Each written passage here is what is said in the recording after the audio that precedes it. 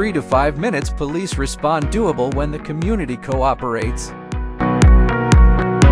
Doon ay motorcycle carnapping incident sa akong area of responsibility diha sa Barangay 35. Iyang gipark ang iyang motor diha sa Bitanag Creek. Anang pagkabuntag ug nangangahasya anang pagkaalauna wala na diha ang motorcycle. Iyang gipaybalo ang atong tanod, force multiplier sa atong area. Diha dayon nabantayan sa atong tanod tungod kay dili kaya pud sa atong tanod atong panahon na kay basin og katong suspetsado armado nanawag siya sa atong police station. So diha dayon walay langan, wala ka nag-usig og panahon tungod sa panawagan sa atong Chief PNP na response kita sulod sa 3 to 5 minutes oras nga gi-require sa atong Chief PNP. Sa ato ginadakpan ang maong suspetsado na nakaron sa atong botan sa police station 2. Amo ning gitutukan sa karon kung unsa gid ang kalimbigitan sa uban nga mga insidente sulod gawas sa atong EOR labi na gid sa Cagayan de Oro. So amo na gitanaw karon amo ni palawman nga among investigasyon ato ning tan-awon kung unsa din nga